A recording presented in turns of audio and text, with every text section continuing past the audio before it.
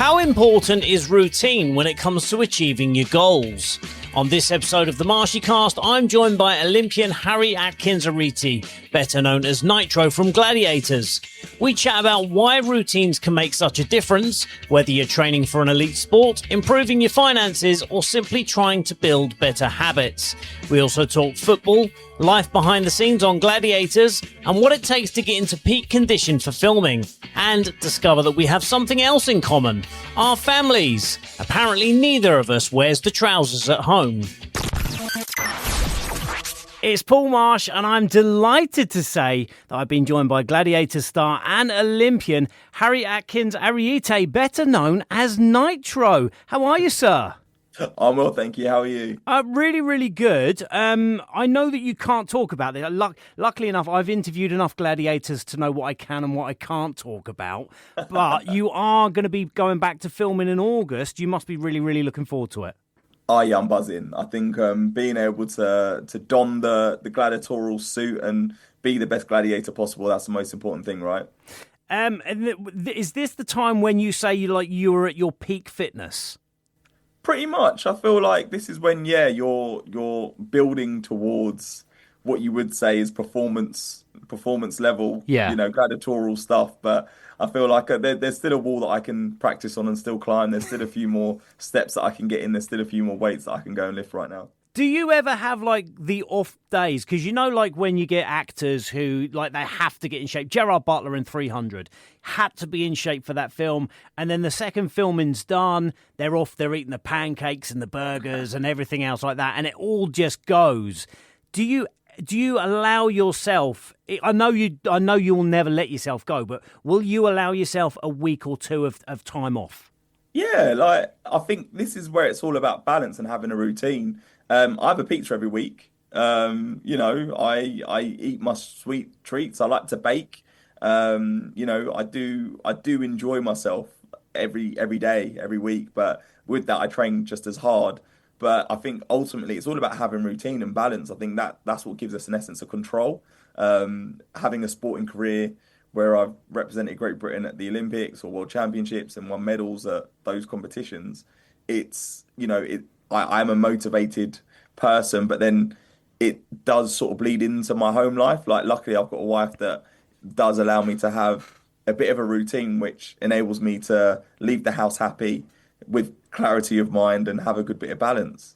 I think with any athlete of any sort, routine is incredibly important, right? And I think even when you kind of get to the age where you've retired from whether it's football or sprinting, whatever it is, I think you got to that point where you've led that life for 10, 15, 20 years, and that routine is set in now anyway. Yeah, I think when you don't have structure and routine, it's kind of hard. And I think, there's a stat that says 76% of Brits feel more in control of their life when they have a routine. And, especially when they're trying to work towards a goal, whether that be a financial goal or just, a change of lifestyle. But, there's such things as little as, a smart meter display. I've got one of those at home and I know where I'm at in the day when I can see what spend I've used because, if I spent a little bit longer in the house, obviously my energy usage has gone up. The same way that I check how many steps I've done in the day, I then know I need to go and do some more steps or anything like that. I like to use technology to sort of implement aspects in my day and make smarter decisions to sort of give me the right choices, the right options, shall I say. It's funny, isn't it? How do we ever survive before technology? How did we ever survive before smart meters and phones? Because I'm exactly the same. I've got a smart meter at home and I literally live by it. It's actually quite sad and pathetic, but I live by it. But you say that, listen to the passion that you're talking with. There's nothing sad about the passion that you're talking with. Listen, Harry, do you know what it is? I win arguments because of my smart meter. When my wife says to me, you can't use the dishwasher because it's too expensive, I can literally turn around and say, the dishwasher's going to go on for 2 hours. It's going to cost us 8 pence. Yeah. We can live with that. It's fine. But this is what I say, information is key, information is power. The more information you have, the more in control you can be. So obviously you're in control in your relationship as well. Well, I mean, I wouldn't go that far, mate. Are any of us really in control of our relationship? No, my boss is listening as always. With everything that you've done, when you look at like the sprint work that you did, obviously, you know, I'm not trying to, by the way, brush over the fact that you are an Olympian, because that's no mean feat. But also doing that is a very individual thing. And then obviously what you're doing with the Gladiators, you're out there as a team, as a unit. I used to play football, and I know you like your football as well. I found it very, very difficult to be self-motivated. I was always part of a team. And when it came to like training and games and bits and pieces, I always showed up, even if I didn't want to, because I didn't want to let the team down. But when it came to like going to the gym and other bits and pieces on my own, if you woke up in a bad mood or you overslept or whatever it is, I always found those little excuses, because the only person I'm letting down is myself. How have you found that throughout your life and then doing what you're doing now? I think it's quite interesting because you mentioned the Gladiators as a team, but it's the best way that I would describe it is more so like being on the 4x1 team, the relay. So you're all individuals that come together and then you work together as a team. Whereas when you are part of a core unit that trains together, like you can't necessarily, you need to pass the ball to someone. So it's integral that you're part of that unit. So for me, I am just ingrained at getting up and doing things by myself. It took some time because individually in athletics, you actually train and run with people. Yeah. So you're actually more with people than you would expect not to. But once I then started to train by myself, and once I then started to train away from my training center, it does actually, like you said, you know, you can prolong things. You're meant to go training for 9 o'clock, but then you don't get there till 10 because you're just wasting time. And now that I'm a father as well, you know, I've got a 5-year-old, I don't have time to waste. She's at school between these hours, so I've got to get everything done in between those hours. So you're motivated by life.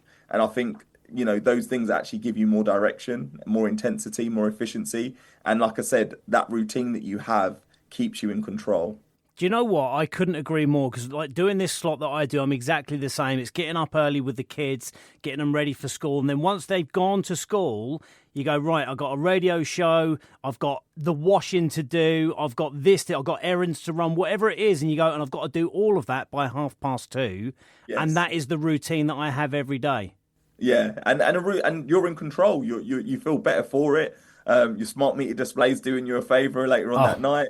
You know, it's one of those things that as much as I'm doing elite level sport, it's still I'm doing normal day stuff, and everything they're transferable skills between my life and your life. Everything is the exact same. It's just the fact that I am slightly more motivated, more energetic. I have obviously more muscle, so I'm just using them. Hang on. I mean, you can only see me from like the chest up. I mean, like, you don't know what I'm like down there. You don't know.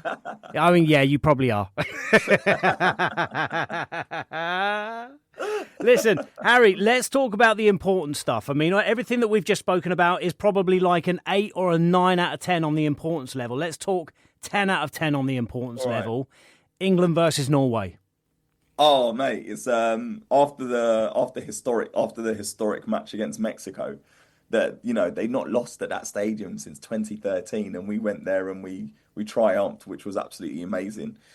More of the same. I think Norway are going to be. I feel like they've been sort of belittled because of their game against France. Yeah. But they made like 8 or so loads of changes. Yeah. Game. You know, Noosa on the wing. I play a lot of Football Manager, and I'm aware of a lot of their young upcoming stars, and they've got at least like 3 players that have performed at this World Cup so far. They do, yeah. Oscar Bob, obviously, we know is a great player as well. Exactly. So, and obviously they're led by Odegaard and Haaland. So, do you think the Premier League connection might help us? Obviously, it looks like. Obviously, Gahey's definitely going to play. Maybe Stones, maybe Konza. But you got that Man City versus Man City. Obviously, you've got Rice versus Odegaard in the middle. Arsenal versus Arsenal. Do you think that's going to help us? You'd like to say so, but when you watch Gabriel had a shocker against Haaland, Yeah.